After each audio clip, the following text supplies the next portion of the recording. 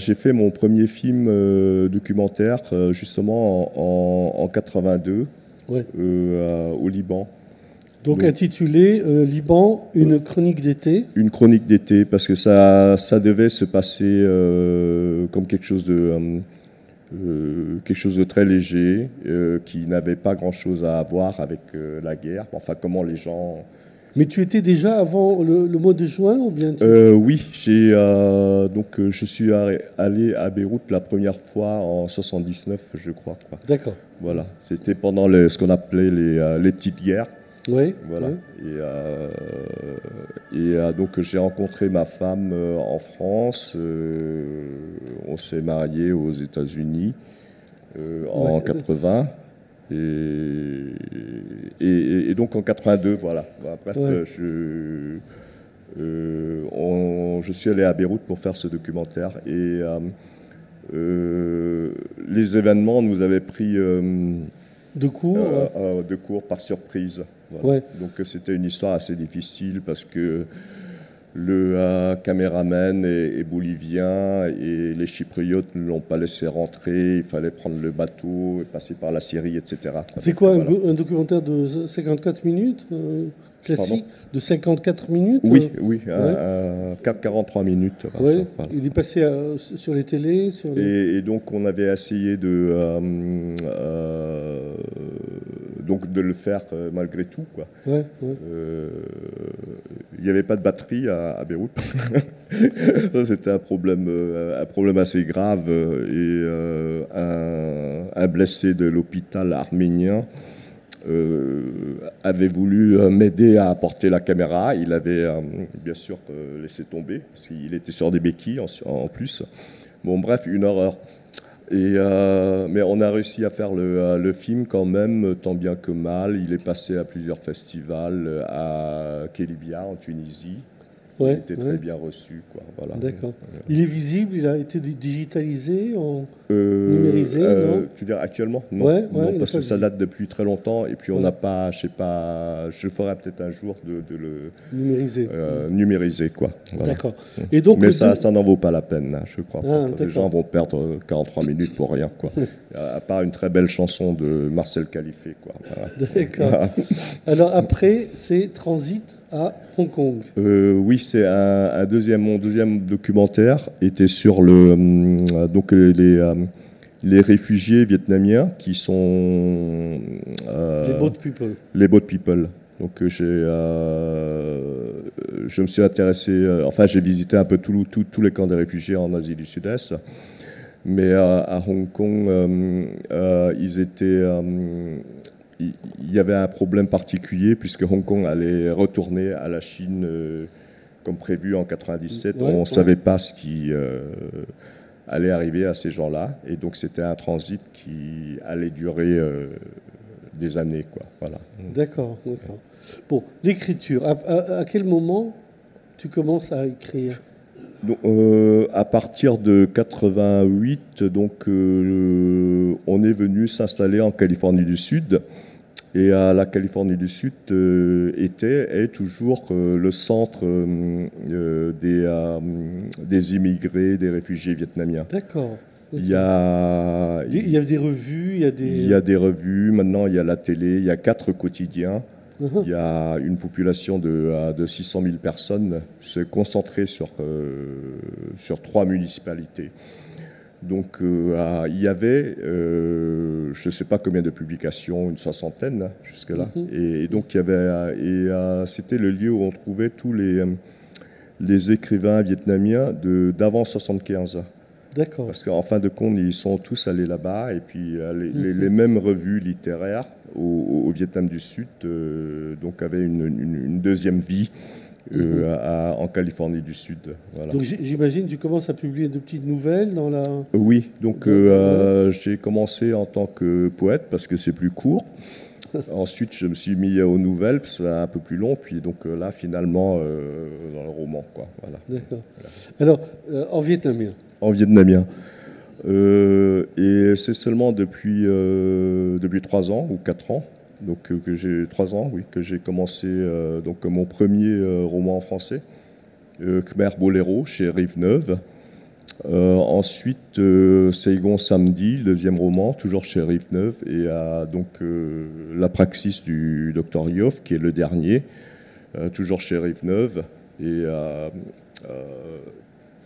qui est sorti au mois d'octobre, je crois, voilà, Alors, 2015. Avant de passer au roman et peut-être à l'écriture en français, une question à propos du passage d'une langue à l'autre. Ce n'est pas évident pour un écrivain. Est-ce qu'il n'y a pas une difficulté propre au fait que le vietnamien est une langue monosyllabique, où il n'y a pas de déclinaison, il n'y a pas de... passer au français qui est extrêmement complexe au niveau de... alors là, l'analogie, le Vietnam en mon temps, en tout cas, était un pays francophone. J'ai reçu une éducation depuis la maternelle. En fait, j'ai appris à écrire en français avant d'écrire en vietnamien. D'accord. Et donc, j'ai passé ma scolarité donc, au lycée français de Saigon, et qui est en tout point pareil au lycée de jeunes filles de Beyrouth, qui s'appelle la Mission Laïque, maintenant le petit lycée, pas le grand lycée, quoi. Ouais, ouais. Et donc quand j'ai pu visiter le lycée donc, de ma femme, j'étais extrêmement étonné de trouver c'est pas le collège protestant dont tu parles, ou bien c'est pas le collège protestant? Non. Le lycée français, la Mission Laïque qui a... Oui, voilà, Abdelkader, voilà, c'est ça. Et donc c'est le même bâtiment, les mêmes fenêtres à persiennes, les mêmes flamboyants. Ouais. Ils sont plus maigrichons là à Beyrouth qu'à Saigon, tu vois. Mais dans la cour, et donc ça m'a vraiment frappé. Et en parlant, on a eu les mêmes enseignants. Parce que les gens qui y tournaient, les enseignants français qui étaient à Saigon, ensuite allaient à Beyrouth, puis à Abidjan, voilà. Et donc les gens nous demandent toujours, hein, ah oui, mais bon, tu es vietnamien, pourquoi tu es marié à une Libanaise ou quelque chose comme ça. En fait, on a grandi avec les mêmes manuels scolaires, quoi. Voilà, donc... Il y avait déjà une empathie culturelle du fait même de l'école, quoi, oui. Voilà, et je pense que ça va plus loin que le Vietnam et le Liban, bien sûr, quoi. Je me considère comme africain, hein, d'adoption. Et je suis sûr que mes amis d'Afrique ont grandi sur les mêmes manuels.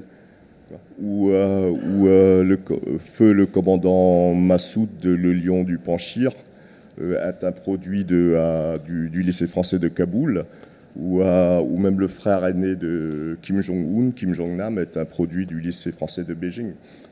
Oui. Donc on a tout ça en commun. Là, tu es en train de faire un chapitre de la francophonie, là. Oui, petit peu. Oui. Ouais. Non, mais donc justement là, pour répondre à ta question, pourquoi je me mets à écrire en français, c'est justement d'atteindre d'abord les Français, ou peut-être d'abord les francophones non français, parce que en delà de la langue que l'on partage, il y a une histoire qui est vraiment similaire.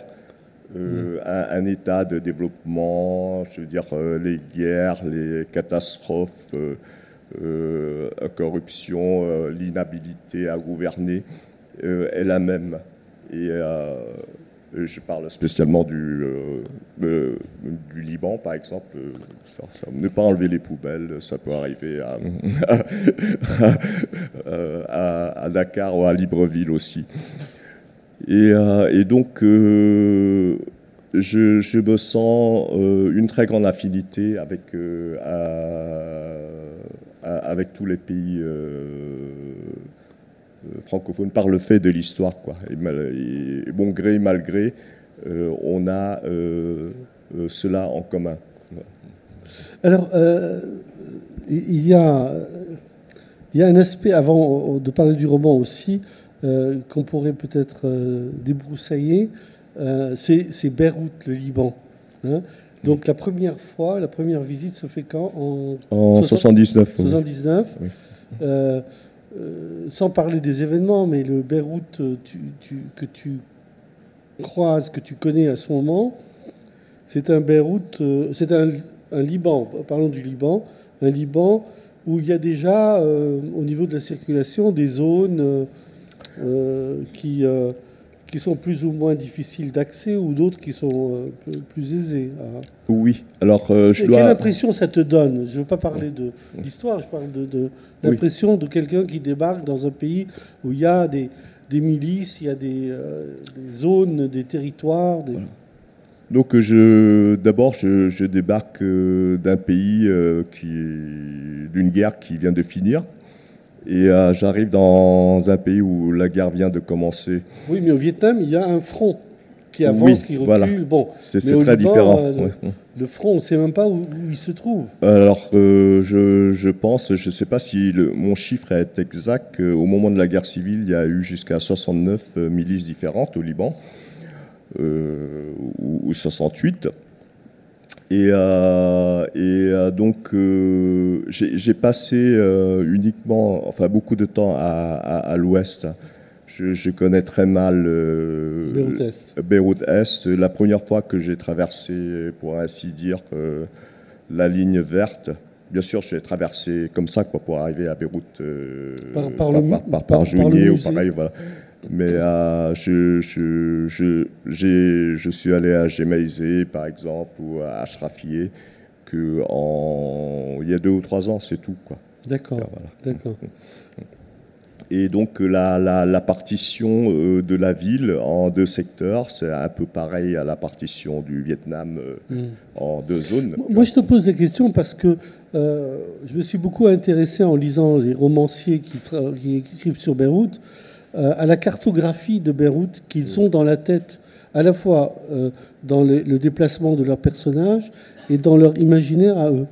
Et ta cartographie est assez poussée tout de même, assez fouillée, hein, y compris dans la restauration. Il y a pas mal de restaurants que tu connais qui sont... oui, mais justement, c'est parce que donc la période dont je parle dans le livre est la période du siège de Beyrouth.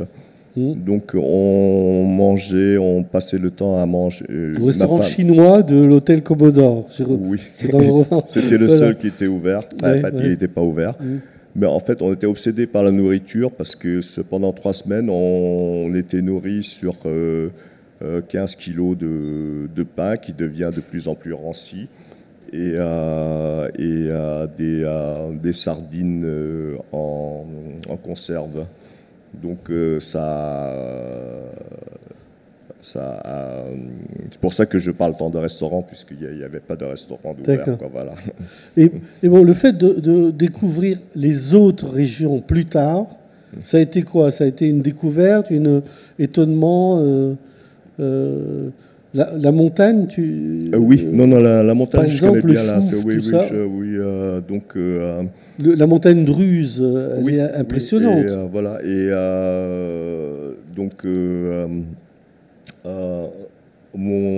C'est beaucoup plus tard. C'est quand mon fils était au lycée de Bourbana. Et donc j'ai commencé, mais sinon ma connaissance du Liban s'est limitée à ce petit kilomètre carré de Zarif, Zedanieh et Hamra, que je connais très très bien. Voilà. Alors, deuxième volet dans le roman qui est impressionnant, c'est le vocabulaire des armes énormément. Ça, c'est époustouflant. Tu connais toutes les armes que les miliciens utilisent. Alors, à commencer par le titre. C'est le titre. Alors, tu dis un mot sur le titre ?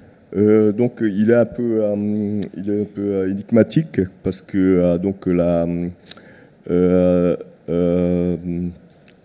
le monde connaît Monsieur Kalachnikov ou Monsieur Colt ou Monsieur Winchester ou Monsieur Browning.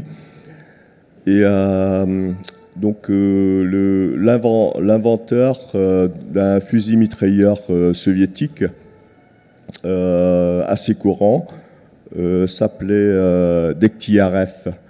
Et donc ce fusil mitrailleur s'appelait RPD. Au Vietnam, on l'appelle RPD parce qu'on n'avait pas à s'embêter à prononcer tout le truc. Ça s'appelle fusil mitrailleur Dektiarev, donc RPD en russe. Donc au Vietnam, c'est RPD. Mais donc j'avais découvert qu'au Liban, les miliciens l'appelaient le Dr Yov en donnant beaucoup de respect au titre. Parce que c'était un docteur qui... Voilà, donc Dr Yov. Ben, en fait, c'est Dektiarev, tu vois. Ouais. Donc, voilà. Mais et c'était assez amusant. Donc, c'est pour ça que j'ai basé le... Oui, mais aussi cet univers de miliciens avec le vocabulaire, ce vocabulaire stalino, tiers-mondiste, tout ça, il est très présent dans ton... C'est assez... moi, c'est un plaisir de relire, parce que c'est un vocabulaire qui s'est perdu un petit peu. C'était une question de survie. Là. Justement, là, je réponds à ta question de tout à l'heure. Ouais. Comment se retrouver avec ces 69 milices, tu vois. Et donc, par exemple, je parle de 82 à pas de maintenant. Alors donc si c'est selon, ils ont des uniformes très dépareillés, mais il y avait une manière de les distinguer, quoi. Par exemple, alors si tu vois un groupe donc de jeunes gens avec beaucoup qui sont en sandales flip-flop, c'est Amal. Mais s'ils ont tu sais, des Rangers, voilà, c'est une autre milice. Et aussi d'après leur véhicule, comme les Land Cruiser étaient donc donnés par les pays arabes, les Land Rover étaient donnés par la Libye. Et donc, en regardant les véhicules et leurs marques, on pouvait à peu près deviner le sponsor de la milice, quoi, tu vois, voilà. Et donc, c'était une question très importante pour moi de survie. C'est parce qu'au Vietnam, il y avait un front, il y avait deux côtés. Là, il y a 36 côtés, c'est le bordel complet. Il n'y a pas d'autre mot. Et donc tu dépends, en t'éloignant de 3 rues, tu tombes sur une autre milice, tu vois, qui a d'autres règles, d'autres régulations. Et c'est la première chose à apprendre pendant la guerre civile à Beyrouth, c'est de distinguer qui est qui, quoi, voilà. Bon, on parle du roman et peut-être qu'on écoute un peu un extrait. Voilà, et donc d'abord, j'ai pas eu le temps de vous remercier d'être là, de remercier l'Institut du monde arabe et de remercier François de m'accueillir aujourd'hui. Et Nani Hadji va nous lire un extrait du chapitre 15. Voilà. Donc Nani Hadji Kagara. Bonsoir. Le silence buta contre les immeubles élevés de Mazra, se faufila entre l'autoroute en construction et la chaussée de Bouch Abou Haïdar et rentra par la fenêtre de la cuisine obstruée par le linge encore lourd de la lessive du soir précédent. Il frappa enfin Souad dans la salle d'eau où elle était recroquevillée entre la baignoire et le siège du WC avec son petit frère endormi dans ses bras. Le roulement du fracas qui tournait dans la pièce comme un prisonnier indigeste, en s'éteignant, avait laissé au silence le champ libre. Il semblait à la jeune fille que le bruit blanc qui avait remplacé ses résonances sourdes n'était pas une délivrance, mais une dernière menace lourde de méchantes promesses.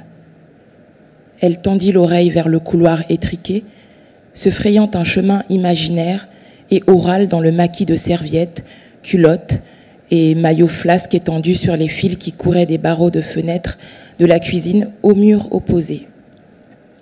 C'était du linge blanc, auquel on avait donné la priorité après le repas de l'iftar, et la mère de Souad avait insisté sur les sous-vêtements à laver absolument pendant que l'on disposait encore de l'eau courante.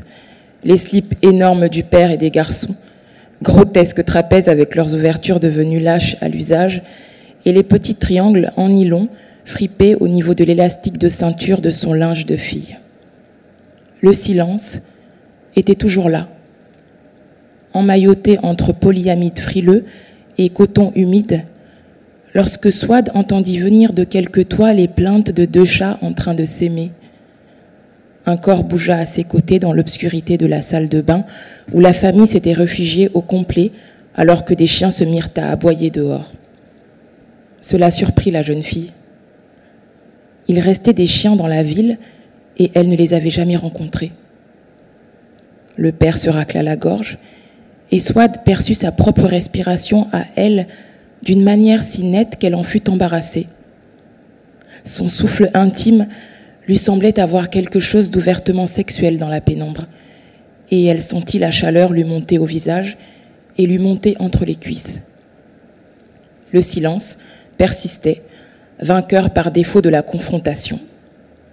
Il n'y avait plus d'explosion. Toute la famille se leva d'un commun automatisme, et il semblait à Souad que tout le quartier, toute la ville avait fait de même. Elle expira très fort pour se débarrasser de sa gêne secrète. Les maudits chats continuaient leur manège en criant, mais ils n'étaient plus les seuls à faire du bruit. La vie revenait à l'immeuble, le bombardement avait pris fin. Avant que sa mère ait le temps de s'y opposer, Souad était dans l'escalier avec son dossard du secours civil. Les paliers étaient remplis de voisins sortis confronter leurs impressions de l'événement à la lumière fébrile des lampes de poche. Parmi tous les bruits de la ville qui secouaient après l'orage de la nuit, lui vinrent les cris du moussaher, qui annonçaient l'heure du secours, le dernier repas à prendre avant l'aube pendant le mois du Ramadan. Souad n'observait pas la prescription alimentaire aux grandes dames de sa mère et avait commis de bien pires interdits pendant ce mois de jeûne, mais certainement pas de manière aussi ouverte. Elle arriva dans la rue pour voir le crieur disparaître au coin, silhouette blanche flottante que l'on pouvait suivre au son des battements de son tambour, effectuant son propre parcours de routine. Ce fut alors que lui parvinrent ces hurlements de reproche, de rage et de douleur des familles des victimes. Ils montaient de toutes parts, étouffés par les constructions et les décombres. Ils montaient vers le ciel, vacillant avec les lueurs des incendies, en vrille avec les volutes de fumée que l'on commençait à distinguer à l'aube naissante. Ils s'adressaient à l'autorité suprême. Et ce n'était pas Menahem Begin, ce n'était Ariel Sharon, ce n'était pas l'état-major général et ce n'était pas la Knesset. Mais non. C'était quelque chose d'inimaginable, impossible à accepter, d'inacceptable qu'accompagnait le tambour du crieur impassible. Les plaintes des familles touchées par la mort. Ils freinèrent Souad dans son ardeur.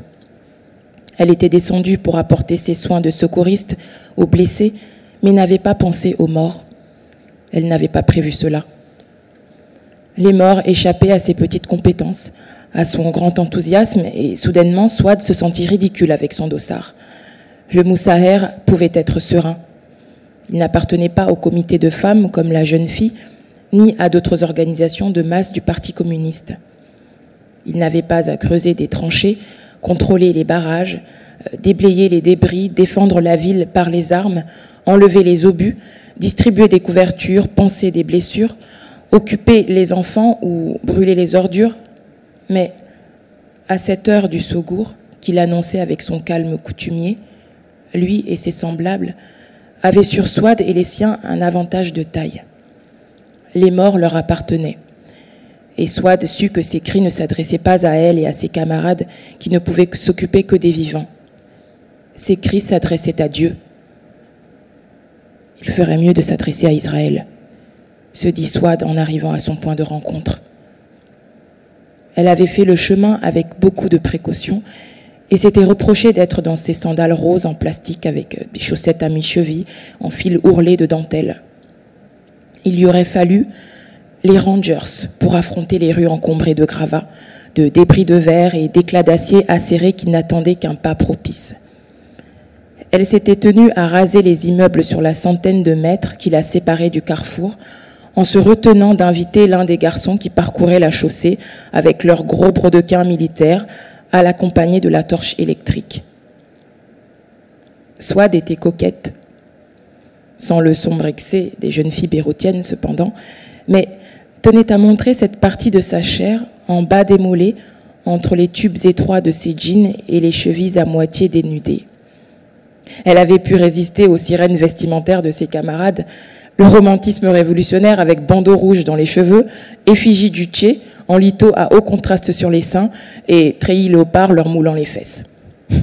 La jeune fille était dans sa dernière année de lycée, avait 18 ans, en paraissait 17 et ne cherchait pas à en paraître 19.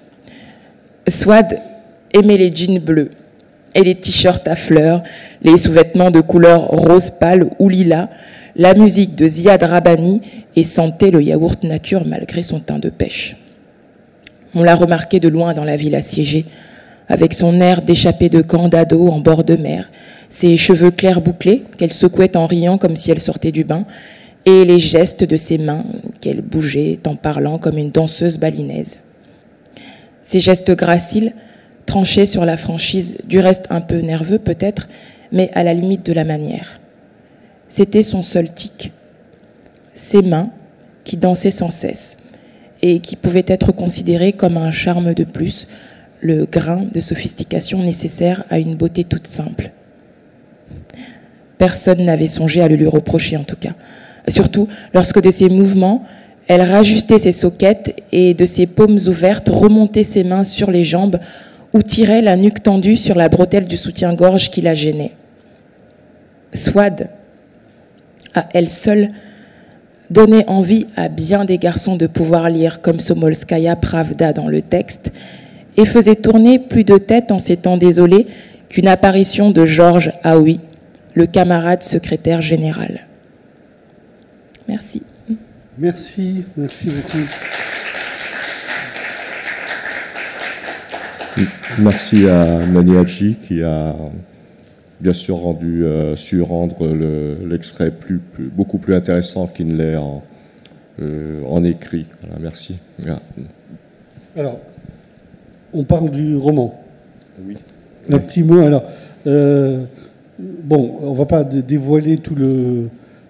mais en 2 mots, c'est un quasi-photographe, un photographe oui, donc, jeune, Bruce, voilà. Oui, alors, donc c'est l'histoire de Bruce, qui est un jeune Américain qui a 25 ans, qui a une sorte de routard hippie, qui n'a rien à voir au Vietnam, avec le Vietnam, sauf qu'il a échoué à Saigon à la fin de la guerre, en avril 1975.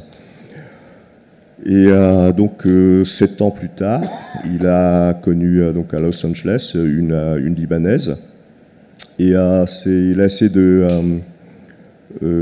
comme il avait abandonné entre guillemets une fiancée vietnamienne en 75, et il s'était mis dans la tête d'aller sauver sa fiancée libanaise, qui n'a pas besoin d'être sauvée et qui n'est peut-être d'ailleurs pas sa fiancée.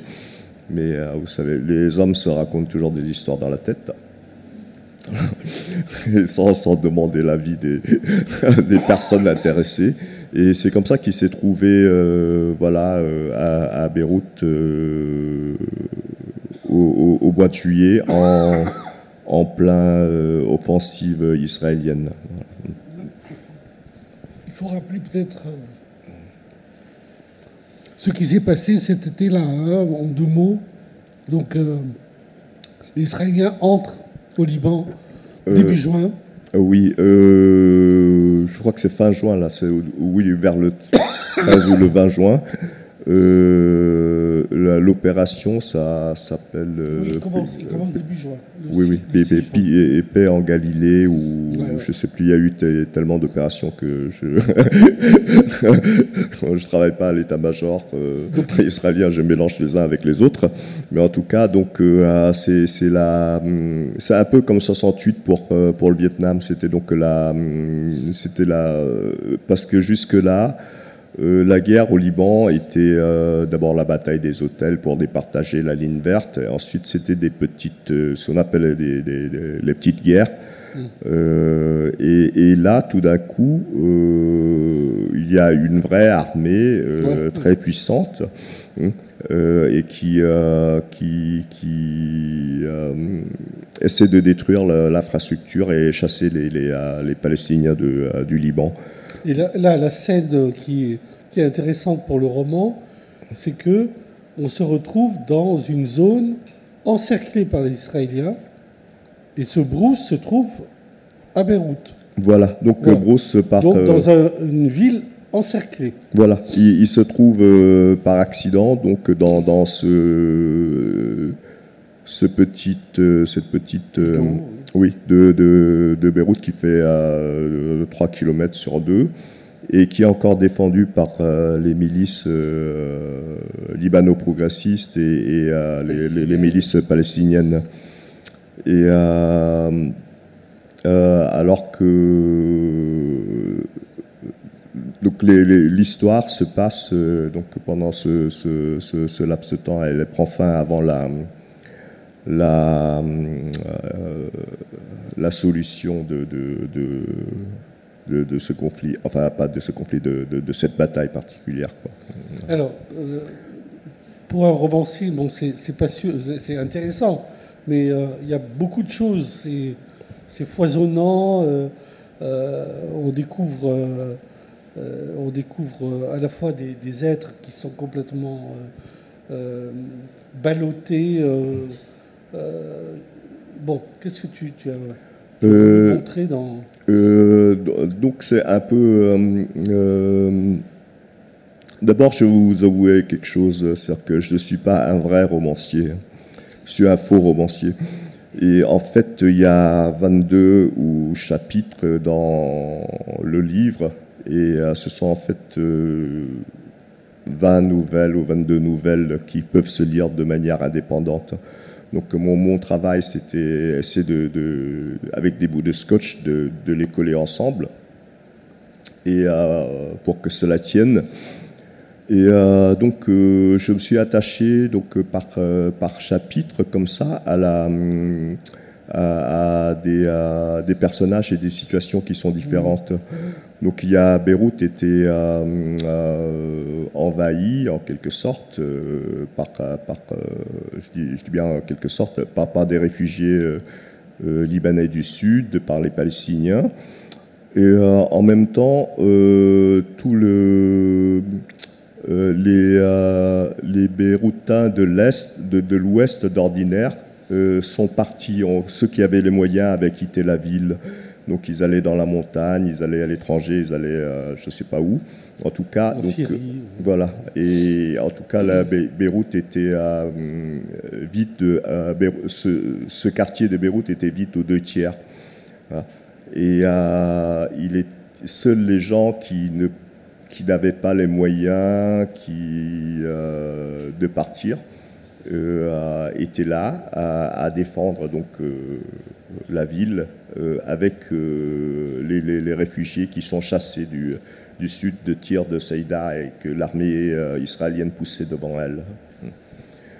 Alors il y a une alternance de scènes qui sont des scènes dures, des scènes loufoques, des scènes... c'est voulu, hein? Oui, en fait, je vais faire un deuxième aveu. C'est que je sais très mal inventer des choses.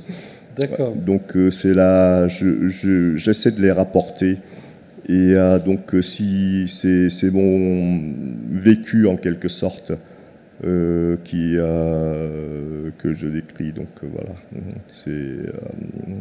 c'est de la fiction, mais donc c'est très proche de la réalité, enfin de ma réalité. Et les dialogues, comment tu as travaillé pour les dialogues? Parce que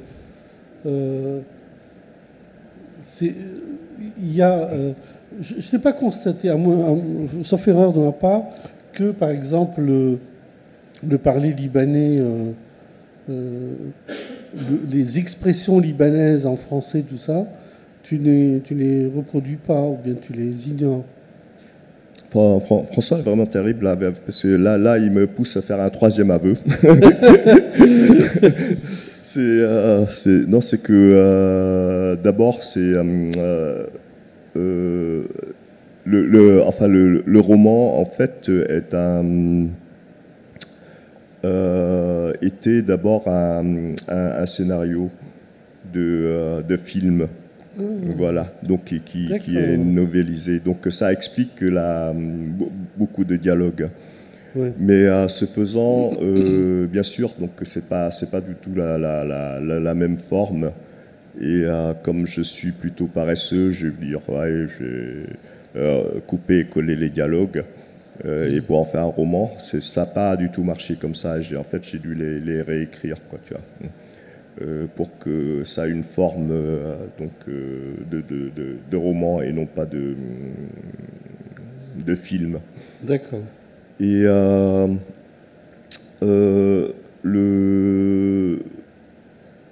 donc je ne sais pas si le fait d'insérer des locutions arabes, etc., dans les dialogues... Du franco-arabe, comme oui. Le font... énormément d'écrivains français qui parlent du Liban. On voit tout de suite, dès la 3e page, 4e page, on voit des expressions qu'ils ont piquées. Et oui, ça les amuse, ils les reprennent. Oui, c'est parce que peut-être qu'en tant qu'étranger, c'est la seule chose que je comprends, tu vois, d'abord. Parce que je parle pas l'arabe. Et donc, à part bonjour, tante, tu vois. donc, évidemment, donc ça traduit ça dans ça. Et donc, je crois que ce qui est intéressant, ce qui distingue ce roman, enfin ce travail d'un Français qui a visité le Liban, je m'excuse auprès des Français qui ont visité le Liban, c'est qu'au lieu d'avoir un exotisme, vous en avez droit à 2. C'est la semaine des soldes. Donc vous avez un exotisme libanais, bien sûr, parce que ça parle du Liban, et un exotisme vietnamien qui est gratuit, qui vient avec. Voilà. Voilà. Donc c'est une distanciation différente. Oui, je crois. Une façon de regarder la société qui. Oui, je crois que en plus je suis affranchi de ce qu'on appelle le fardeau de l'homme blanc, pas dans le sens civilisatrice, mais c'est-à-dire que le complexe d'oppresseur qui pousse souvent à ménager les pays du tiers-monde dont ils parlent. Franchement, je n'ai pas du tout ce sentiment. Et je me permettrais d'insulter des Béninois, des Togolais, des Libanais comme des Vietnamiens. Et je ne crois pas que ce soit vraiment la position politiquement correcte pour quelqu'un un occidental. Est-ce que le livre a été présenté au Salon du Livre de Beyrouth, non ? Oui. Donc, alors, les réactions, quelles étaient les questions posées par les journalistes, les écrivains, le public donc, à Beyrouth, c'est le plein prix, parce que là, j'ai perdu la moitié de l'exotisme. C'est seulement l'exotisme vietnamien qui fonctionne, quoi. Donc, c'est plutôt voilà, le fait que je m'attache à cela en tant que vietnamien. C'est beaucoup plus courant si c'est un Français, un Anglais ou un Américain, quoi. Voilà. Mais comme je l'avais dit au début, c'est parce que je trouve qu'il y a une profonde... comment dire là, ce sentiment commun que je partage à cause de l'éducation et la langue avec les Libanais, quoi. Et les autres francophones, bien sûr, quoi. Plus ce qui est commun aussi aux deux pays, la référence américaine de plus en plus grande depuis 30-40 ans. Oui. Culturelle, dans tous les domaines, non? Là, les Libanais se targuent de jouer sur les registres culture française, culture américaine. Donc la culture américaine qui est représentée par donc le personnage principal ici est en fait pas donc c'est quelqu'un qui est paumé, hein, Oui, aux États-Unis on l'appellerait libéral, ici on dirait donc à la gauche du centre. Et oui, parce que c'est difficile de dire gauche maintenant, je ne sais plus quoi. Voilà. Et donc quelqu'un de progressiste qui a c'est pas l'Américain typique, hein, il est né, il a une mère française d'un père militaire américain il est né à Berlin et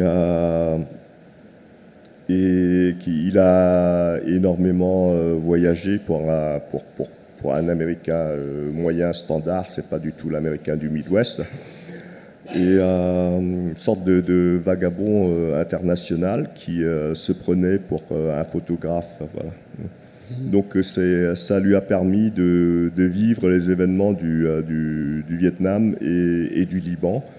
Et on a ce parallèle qui est pas là tout le temps, mais donc qui est intéressant, avec les flashbacks vers la guerre du Vietnam, quoi. Voilà.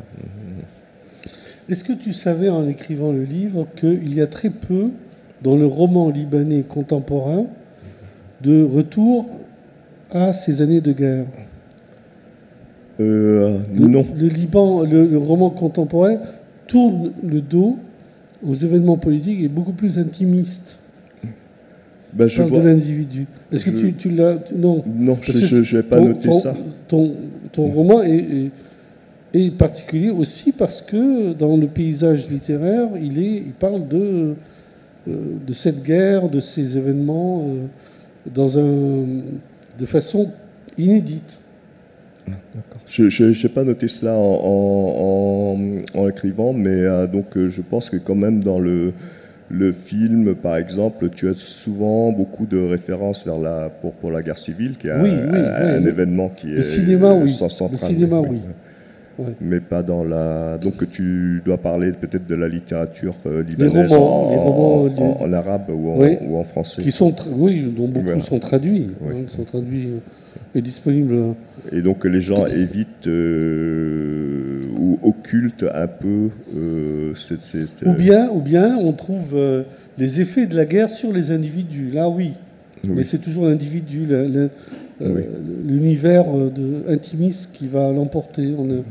Et qu'il y ait ou non des échos de la guerre.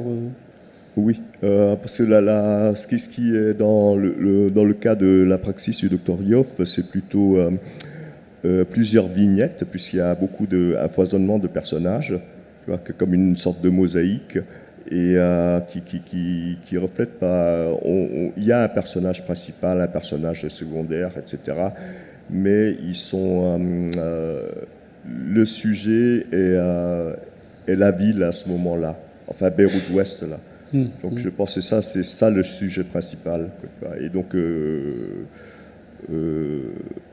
c'est peut-être intimiste dans ce sens si tu prends cette partie de Beyrouth-Ouest, c'est comme une entité. Oui, mais on a des scènes très, très fortes où on a les miliciens eux-mêmes, la violence, dans ton livre, c'est très fort.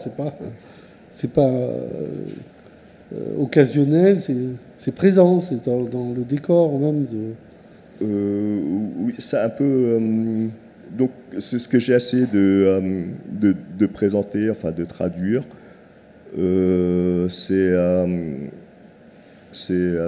Beyrouth, mais enfin pas Beyrouth en entier, c'est ce petit morceau de Beyrouth que je me suis mis à aimer.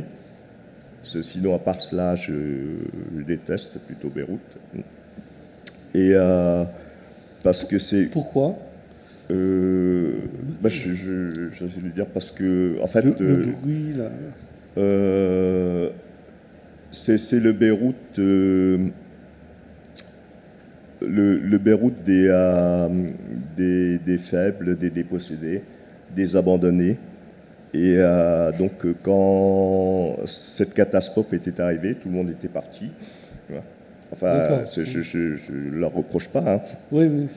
Mais, et donc, il y avait que ces petits gens, ces miliciens têtus, qui sont restés, quoi. Voilà. Et donc, la ville, à un moment, le personnage dit je suis beyroutain parce que ils m'ont donné, ils nous ont abandonné la ville. Elle est à nous. Voilà. Nous avons l'habitude de passer la parole à un moment au public. Est-ce que tu voulais rajouter quelque chose avant que Non, je sais pas, je suis...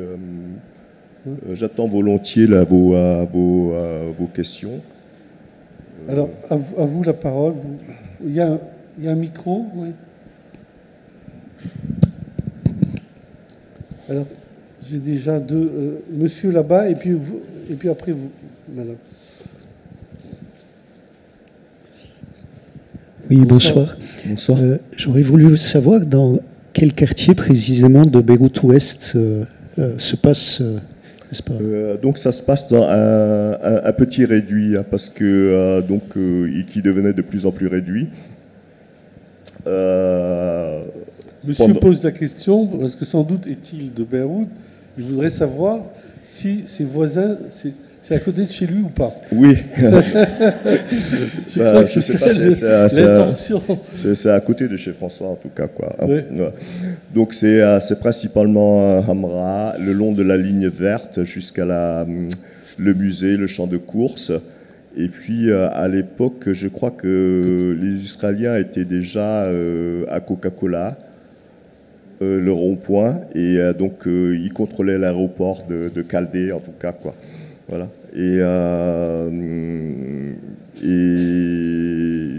Bourj Abou Haïdar, Bourj al-Brajneh, tout ça était déjà tombé. Donc c'est un tout petit réduit. Alors, et vous, monsieur, où vous habitiez? Alors, moi j'habitais à Clémenceau. Ah oui, avec Clémenceau Cantari, donc ça fait partie de votre... On résiste.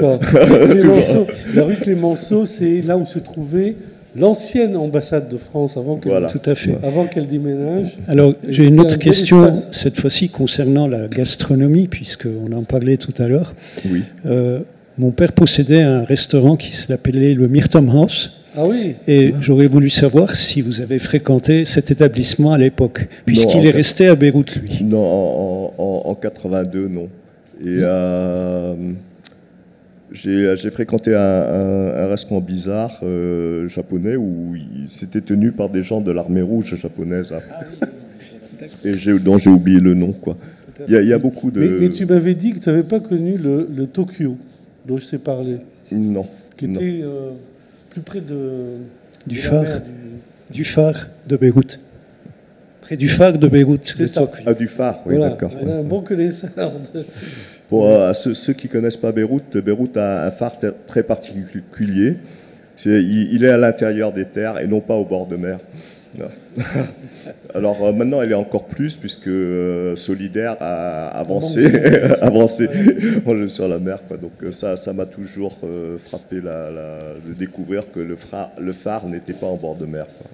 Alors, madame, un instant, vous avez le micro. Merci, monsieur. Alors, à un moment, vers la fin là, de votre entretien entre tous les deux, vous avez parlé, une question par rapport au roman, vous avez dit que c'était un scénario de film avec beaucoup de dialogues et que vous avez réécrit, hein? Oui, si j'ai bien compris. Alors, je voulais savoir si on peut parler d'une écriture cinématographique transposée dans un roman. C'est intéressant, mais ce n'est pas à moi de le déterminer, vous voyez. Je vous pose cette question parce que vous avez réalisé des films documentaires. Oui, et donc ça doit certainement rester quelque part. Mais en fait, je ne pense pas que ce soit... j'écris de manière pas très consciente. Et je crois que si vous trouvez ça bon, c'est bon. Si vous le trouvez mauvais, c'est mauvais. Donc... l'œuvre n'existe pas chez moi, elle n'existe pas, vous savez, virtuellement dans l'air, elle n'existe que dans le reflet que chez le lecteur. Donc si vous me dites que c'est cinématographique, bah, je pense que c'est cela, quoi, du moins en ce qui vous concerne. Voilà. Non, mais... D'autres questions? Madame, oui. Oui, alors j'ai écouté le texte qui a été lu et je voulais partager avec vous, quand j'ai entendu ce texte, ça m'a évoqué un certain vécu par rapport à la guerre au Vietnam et par rapport à 68 et c'est à peu près ça que... c'est touchant dans la mesure où on retrouve à peu près les mêmes sensations quand on était vraiment très petite à cet âge-là, confrontée à tous ces bruits de guerre avec toutes ces atrocités. Et à cet âge-là, on vit là-dedans et on sent que là, il y a quelque chose qui rapproche malgré la distance des continents. Et aussi, quelque part, par rapport au déplacement des populations du Vietnam à ce moment-là, des Vietnamiens dans le sud, puisque je fais partie, je suis sudiste, comme on dit, entre guillemets, du Sud-Vietnam. Et je retrouve à peu près dans ce texte-là, même si c'est quelque chose de relativement vague, parce qu'on parle là à distance de ce qu'on a vécu quand on était plus jeune, mais on retrouve à peu près ça. Mais c'est oui, je pense très touchant. Il y a une universalité de la guerre, hein, c'est que tous les gens qui sont bombardés en meurent. Et donc, pour quelqu'un qui a pour un Vietnamien qui est né dans un pays en guerre, qui a grandi, qui a passé 20 ans dans un pays en guerre, la guerre du Vietnam a duré 30 ans, la guerre civile au Liban a duré 15 ans.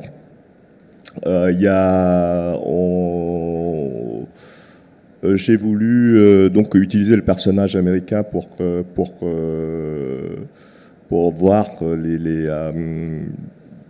les différences, mais surtout les similitudes. Donc, les différences, ce sont des différences de détails. Et donc, d'autre part, donc, comme je suis de par ma naissance et d'avoir grandi au Vietnam, c'est quelque chose qui m'a fasciné tout le temps, quoi. Donc ensuite j'étais en Bosnie pendant peut-être que j'ai en fait un autre roman, mais pendant la guerre civile serbo-croate bosniaque. Mais donc c'est aussi cela que malheureusement qu'on partage. Ouais.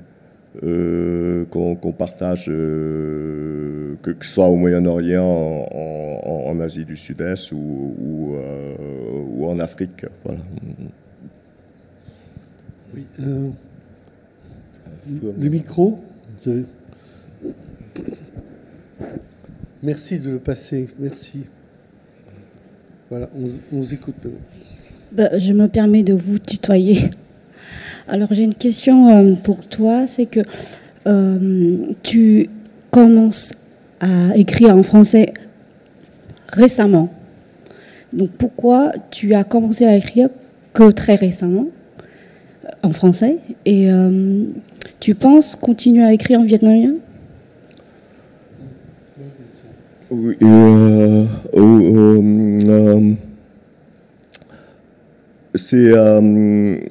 c'est difficile d'écrire en vietnamien. Ça, c'est un choix de public parce que malgré d'abord depuis quelques années, donc j'ai beaucoup donné en vietnamien. Et je crois que je suis quelqu'un pour un écrivain vietnamien parmi les plus prolifiques. J'ai écrit énormément.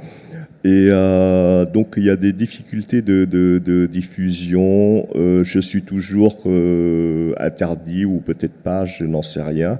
Mais c'est très difficile de me faire éditer au Vietnam, même de traduire ces romans en vietnamien, quoi.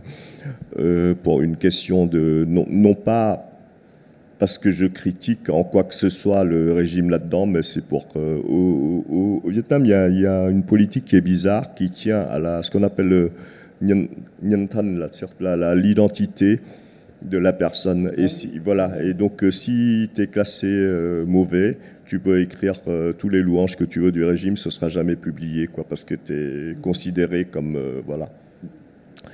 Et donc, il y a des limites pour un écrivain en langue vietnamienne à l'étranger, puisque c'est une bonne chose aussi, hein, parce que la diaspora vietnamienne se rapproche de plus en plus du Vietnam. Donc il y avait 20 ans, il y avait des écrivains de la diaspora et des écrivains de l'intérieur. Maintenant, il n'y a plus cette frontière, mais en même temps, on n'a pas encore la liberté, mais c'est un grand mot, quoi, de s'exprimer au Vietnam. Alors donc c'est peut-être. Et en plus, la diaspora, elle s'intègre de plus en plus. C'est-à-dire que la deuxième génération ne lit plus le vietnamien. D'ailleurs, je ne suis pas très très âgé, hein, mais tous mes amis que je vois actuellement, c'est aux enterrements. Hein. C'est terrible.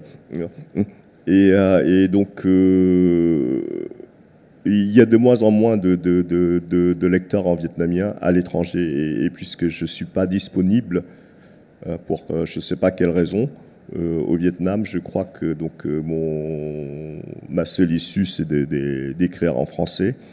Et surtout, ça me fait énormément plaisir parce que ça permet de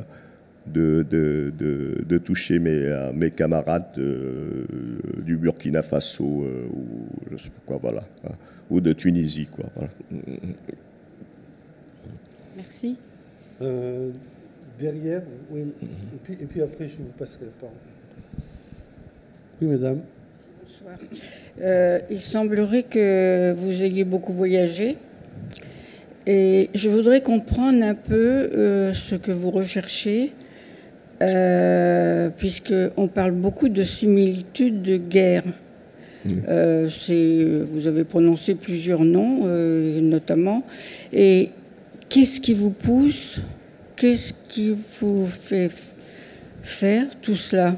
Est-ce qu'il y a un but? Est-ce qu'il y a un chemin? En ce qui concerne la guerre, je crois que c'est une obsession qui est due aux circonstances, vous voyez. Pour un Vietnamien de ma génération, quand je suis né, la guerre avait déjà 10 ans. Et on ne voyait pas d'autre d'autres horizons que la guerre. C'est-à-dire que tout chez nous était calculé, soit pour l'éviter, soit pour la faire, mais en fonction de la guerre. La guerre était un état normal au Vietnam, et l'état le plus normal. Et pour ceux qui ont mon âge, il n'y avait aucun moyen de s'en échapper. Donc, une fois que je m'en suis échappé, donc c'est cela que je me suis intéressé aux guerres qui sont ailleurs, si vous voulez, quoi. Mais donc, je ne sais pas comment dire, il n'y avait pas d'autres références, d'autres valeurs que des valeurs martiales. Hein. Merci. Vous voulez bien passer à monsieur? Oui, on va se tutoyer aussi. Tout à l'heure, tu disais qu'il n'y avait pas beaucoup de fiction dans l'histoire. Je voudrais savoir l'équilibre entre l'autobiographie et la documentation dedans. Oui, ben je pense que en quelque part c'est autobiographique, et ça me permet de faire un jeu qui est très intéressant, c'est-à-dire prendre la tête de quelqu'un et le coller sur les épaules de quelqu'un d'autre, et donc les jambes d'une troisième personne, et mélanger le tout, quoi. Mais donc les événements, les endroits, etc., donc même les dialogues, je n'aurais pas pu les inventer moi-même. Voilà. Ma question était intéressée. Il y a pas du tout de documentation. Enfin, il n'y a eu pas un travail de recherche sur des événements particuliers, des détails de cette période-là. Parce que moi, je te pose la question parce que je suis en train de travailler aussi sur une histoire dont une partie se passe pendant les années 80 sur un domaine bien particulier de la guerre. Et je trouve pas d'infos, mis à part quelques témoignages. Il n'y a rien d'écrit. C'est très compliqué. Donc je voulais savoir si tu avais trouvé, justement, trouvé dans les archives de journaux. Non, c'est simplement au niveau de la cartographie, et donc je dois aller sur Google Maps et me dire que si vraiment Medhat Basha, ça débouche avec l'immeuble arménien sur le jardin de... voilà, tu vois, des choses comme ça. Mais c'est vrai, il y a très peu, et c'est dommage. Au niveau du maintien du patrimoine, ne serait-ce que de manière digitale ou photographique, de ce qui se passe à Beyrouth, quoi, qui est une ville qui est en train de changer, quoi. Pourtant, sur le Liban, cette période, il y a des centaines d'ouvrages. Hein, dans les bibliothèques. Il y a plein de livres, mais il y a aussi beaucoup d'épisodes ou d'histoires qui sont complètement absentes de ces livres. Bien sûr, bien sûr, bien sûr. Et vous, c'est quelle période? Ouais, c'est un peu plus tard dans les années 80, c'est la purge du Parti communiste. En fait. Ah, d'accord, ok. Mais au niveau des immeubles, tu vois, des buildings, par exemple, je ne sais pas jusqu'à quand ça va tenir cette maison traditionnelle qui est sur Jeanne d'Arc, qui a un toit rouge et qui est quasiment abandonnée. C'est une des très belles maisons traditionnelles à Beyrouth, quoi, dans le quartier de Hamra, quoi. Et il y a des choses comme ça qu'au bout du voyage, on voit que ça disparaît, quoi. Et je n'aime peut-être pas Beyrouth, mais j'aime vraiment Hamra, quoi. Voilà. Je déteste Hamra. Oui. Patrimoine sans frontières, l'association avait travaillé sur la sauvegarde de ces vieilles maisons. Oui. Hein, il y a une dizaine d'années. Mais je pense pas que... en fait, c'est on peut dire que le centre-ville est un travail de réflexion, mais qui sent le plastique. Et à un moment, il y a une trentaine d'années, là, quand vous allez à Hong Kong et que vous regardez les magasins d'électronique et photos, tout était enveloppé sous des cellophanes, je ne sais pas pour quelle raison. Et la réfection du centre-ville, la place de l'Étoile, le Martyr, et tout ça, pour moi, a un peu ça, quoi. C'est-à-dire que, je veux dire, ils ont, d'après les plans, ils ont reconstitué tous les buildings, etc. Mais l'âme d'une ville ce sont ses habitants, quoi. Et donc, au lieu de décrire la topographie, par exemple, en ce qui concerne ce roman, je me suis attaché plutôt à des personnages, des gens qui habitaient ce quartier, quoi, voilà, plutôt que les façades des immeubles qui soient rénovées ou pas, quoi, voilà. D'autres questions? Oui, monsieur.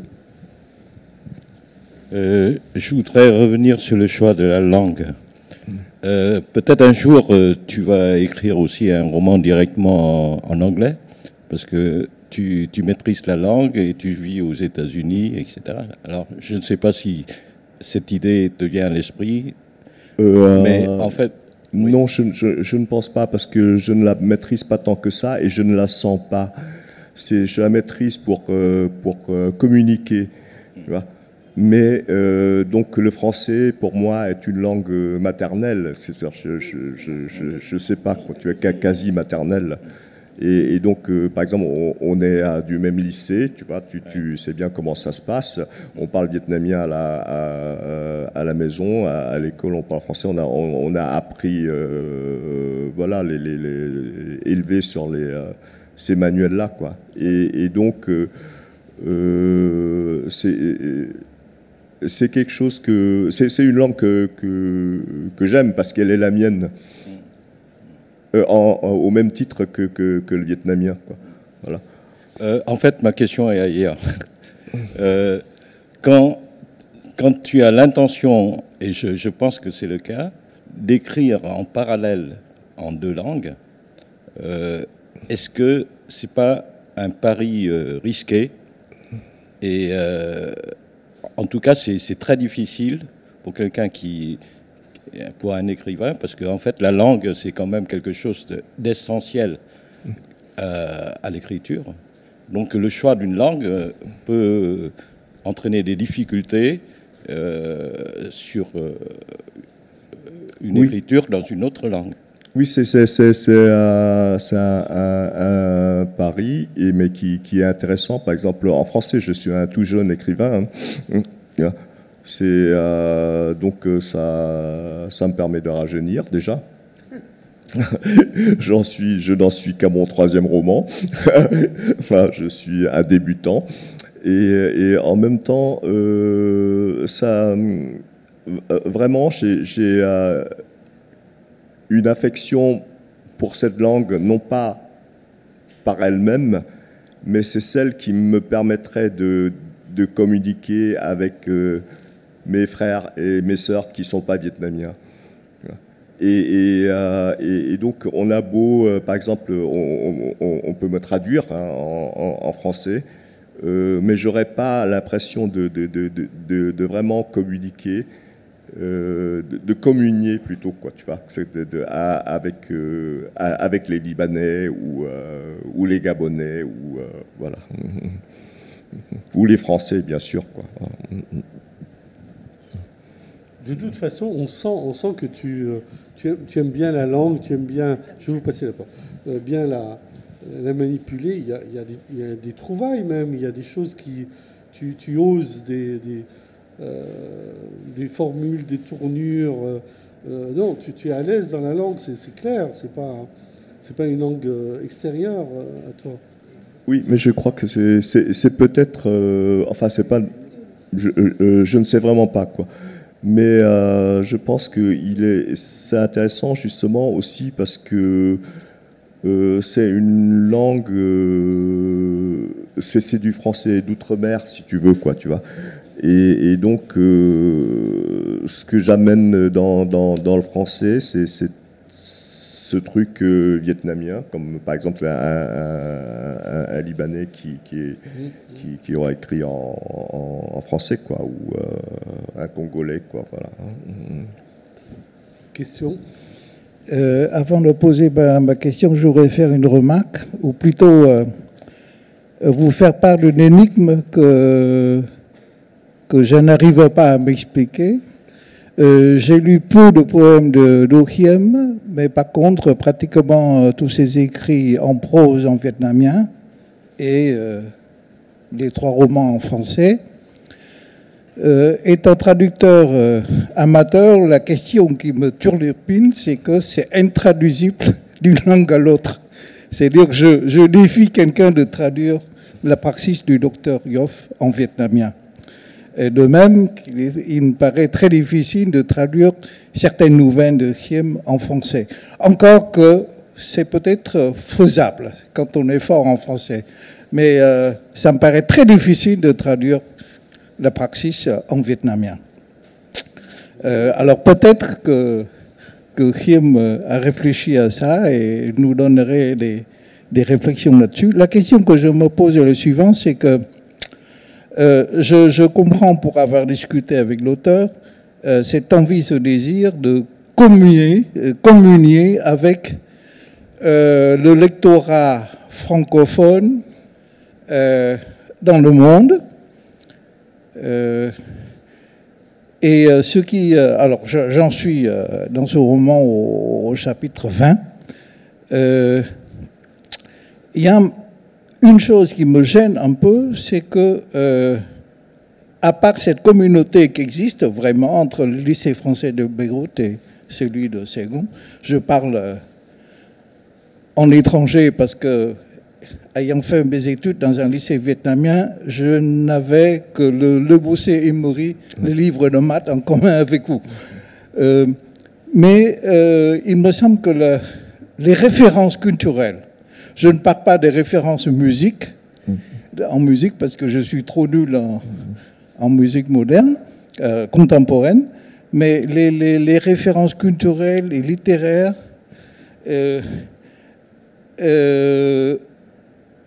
je ne sais pas si les gens qui ont fait seulement les lycées français arrivent à partager. Alors, j'ai peur que ce soit un peu restrictif. Et ce serait dommage. Personnellement, je crois avoir compris, j'apprécie, ça me fait marrer ou sourire, mais est-ce que ça n'exclut pas justement tes camarades de Burkina Faso?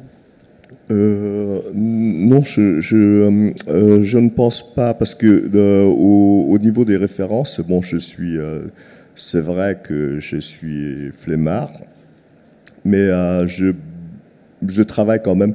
C'est-à-dire que j'essaie les références sont reliées avec les personnages.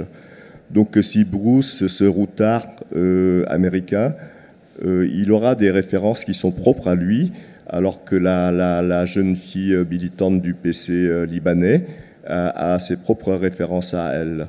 Donc j'essaie de faire ce travail. Des fois je me trompe de référence et je mets des miennes, mais donc je sais pas, dans Saigon Samedi, c'est d'autres références. Dans Khmer Bolero, c'est des gens qui ont quarantaine, qui ont une éducation supérieure, Bac+6. C'est d'autres références. Donc je fais quand même attention à cela, quoi. Et j'essaie je dis pas que j'y arrive, tu vois, hein, mais et parfois je me laisse aller.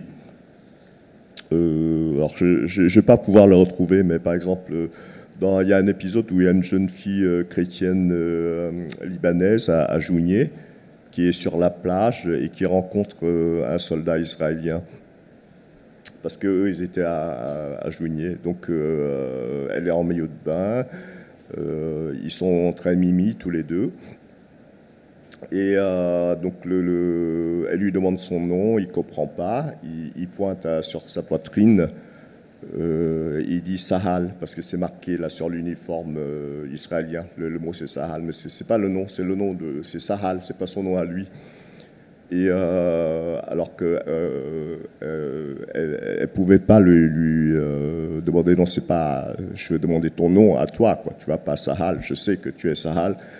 Et j'ai pas pu m'empêcher de faire une blague, c'est-à-dire qu'elle aurait pu pointer sur son sein, même endroit, puisqu'elle est en bikini. Et parce qu'elle n'a pas de tatouage, elle n'a pas son nom à cet endroit-là, à cette place-là. Et ça aurait été la place de l'étoile s'il avait lu Patrick Modiano. Donc c'est une référence, c'est une blague, c'est nul, hein, c'est nul, mais c'est comme ça, quoi. Tu sais le truc, la place et l'étoile. Voilà. C'est la chose qui me fait marrer en même temps, et je me dis que c'est dommage qu'un Vénézuélien qui a fait le lycée français ne saisisse pas, il se sent exclu, il s'énerve. C'est la question que je me pose. Hein. Je n'affirme en rien. Non, c'est très difficile quand on est dans de balancer entre tu vois des cultures aussi différentes, quoi. Et tu remarques sur que mon style vietnamien est peut-être intraduisible en français. C'est pour ça que j'écris directement en français. Et en moins bien, hein, je le pense, hein, que le vietnamien. J'ai dit ça parce qu'il y a plein de gens qui comprennent pas le vietnamien ici, puis disent « Ah, mais il écrit mieux en vietnamien ». Mais en tout cas, c'est peut-être aussi intraduisible, comme tu l'as dit, dans l'autre sens. Voilà. Alors, encore une dernière question, oui. Est-ce que... Alors... Oui, on parle beaucoup de vietnamien, parler en français, écrire en français, écrire en vietnamien, exclure. Mais comme le disait, enfin, l'avait remarqué François Zabal tout à l'heure, quand on lit le livre de Do Kim, finalement, on oublie, enfin, les références libanaises, l'éthique de langage du Liban, tout est, on n'a pas peu importe l'identité, peu importe la langue maternelle de l'auteur, on a l'impression d'une œuvre excellemment documentée, fouillée, non pas tant seulement historiquement ou culturellement, mais même sur le plan littéraire et humain. Quand il fait... Moi, je me rappelle d'une phrase qui m'a frappée tellement, elle touche les replis soyeux de l'âme humaine, c'était... les secrets les mots qu'on ne dit pas, les reproches qu'on ne fait pas ou que l'on tait, les reproches et les souffrances que l'on tait. Et la fin de son roman, qui se finit dans une catastrophe, mais complètement merdique, c'est le cas de le dire, puisqu'il est question de merde sur une fenêtre et que c'est la guerre, c'est-à-dire vraiment antinomique de tous les raffinement dont il a su faire preuve. Et une œuvre comme ça, il me semble que ça efface la question de l'auteur est vietnamien maternel. Est-ce qu'il exclut les lecteurs vietnamiens quand il écrit en français? À mon avis, ne s'oppose plus. Ça m'a fait penser aujourd'hui même, puisque c'est la mort d'Ettore Scola, un Italien, comme tout le monde le sait, un cinéaste comme Kim est aussi cinéaste, avec sa journée particulière. Et ça m'a fait exactement penser à ça. Le film La journée particulière, histoire d'amour bizarroïde, enfin, sur un fond de guerre de Mussolini, ça m'a fait exactement penser à ça, cette perle cinématographique et cette sorte de perle littéraire quand même. Assez rare, et comme vous l'avez dit, François Zabal, c'est quand même très, très sensible. Enfin, qu'on soit vietnamien, français ou libanais, on ne peut pas échapper à ça. Et les références culturelles sont multiples. J'ai lu une référence sur Gore Vidal. Qui connaît Gore Vidal? C'est un auteur qui est vraiment américain, peu connu. Il a d'énormes références partout. Et il me semble que la question de la traduction ne se pose pas pour quelqu'un qui se sent d'écrire ou de s'exprimer dans une langue. On ne peut pas demander à Liszt d'écrire une œuvre musicale autre que lisztienne. Hein. Et l'interprétation par d'autres, voilà, il me semble que si on sent ça... Merci. Je ne sais pas si... je passe ça parfois. Est-ce qu'on peut faire passer derrière? Oui, merci beaucoup. Jackie, passer, c'est voilà. Allez-y. Oui, bonsoir. Bonsoir. Oui, en fait, moi, je m'intéresse beaucoup aux écrivains bilingues. Il y a une chose que vous avez dite qui m'a tout particulièrement attiré l'attention. Vous avez dit que votre style n'est pas traduisible en français. Est-ce que vous avez carrément un style dans votre langue maternelle et un style dans votre langue d'adoption? Oui, pour que je ne sais pas, je pense, enfin j'espère que j'ai un style en vietnamien. Et donc à un moment s'est posé la question de traduire ce que j'écris, le vietnamien en français. Et maintenant, bon, depuis peu, comme depuis que j'écris en français, de traduire ça en vietnamien. Alors, beaucoup de gens m'ont dit de le faire moi-même, parce que ce sera la solution idéale. Mais je ne le pense pas du tout, parce que vous savez, j'ai été traducteur aussi, hein, j'ai traduit des petites choses, j'ai traduit un long poème de Jean Resta, j'ai traduit une nouvelle de Pham Thi Van Anh du vietnamien en français. Et donc quand je le fais, j'essaie de respecter l'œuvre et l'auteur. Et si je me traduis moi-même, je ne le ferai pas. J'ai dit mais c'est nul, je vais remplacer ça par autre chose. Oui. Ou je vais couper ça, ou j'ai jeté ça, ou j'ai l'amélioré, ou etc. Donc c'est très difficile. On n'a pas la même approche, puisque dans le cas de l'auto-traduction, on se donne tous les droits. C'est en fait de le réécrire, en fait. Voilà. Donc je pense pas que j'ai envisagé de se faire bientôt. Et donc ceux qui veulent bien me traduire dans un sens ou dans un autre, ils n'ont qu'à le faire, mais je ne le ferai pas moi-même. Ouais. Et par ailleurs, le temps pour le faire, ça me permettrait d'écrire un autre roman, que ce soit en vietnamien ou en français, quoi, vous voyez. Donc voilà, c'est un truc... C'est surtout ça, je pense, qui est important. On se dit, bon, je vais refaire un travail qui est déjà fait. Oui. Pour quel résultat, je ne sais pas. Et puis... et tu te donnes des libertés quand c'est ton propre travail, quoi. Alors là, je ne suis pas tout à fait d'accord, parce que le traducteur se donne quelques libertés aussi. Peut-être pas autant qu'un auteur, mais moi j'ai traduit plus de 10 romans, de l'arabe vers le français. Non, on se permet, avec l'autorisation ou sans l'autorisation de l'auteur, de faire des arrangements, parce que sinon... Oui, bien sûr, sinon c'est incompréhensible. Voilà, c'est impossible. Il y a même des cas où des romans, on peut se demander pourquoi ils ont été traduits en français, parce que je ne pense pas que les connotations d'un roman passent facilement d'une culture à l'autre.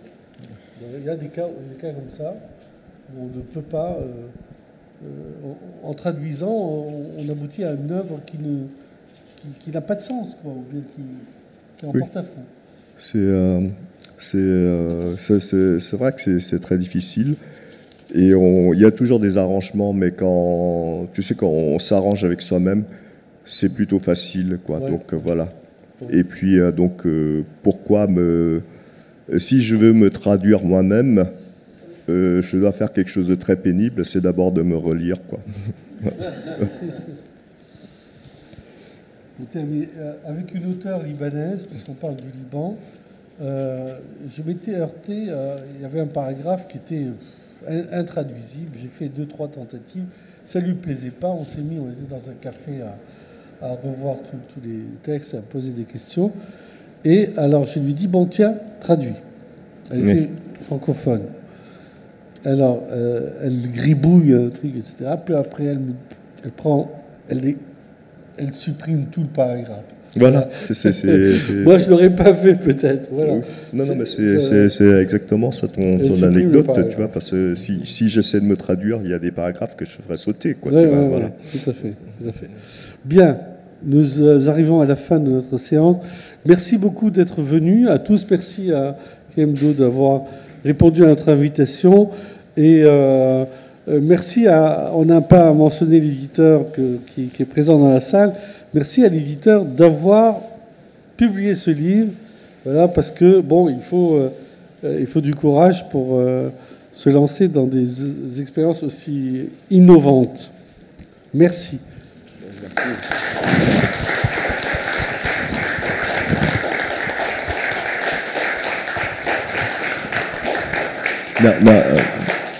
Merci à François et à Lima et surtout merci à vous d'être venus et d'avoir passé une petite heure avec nous.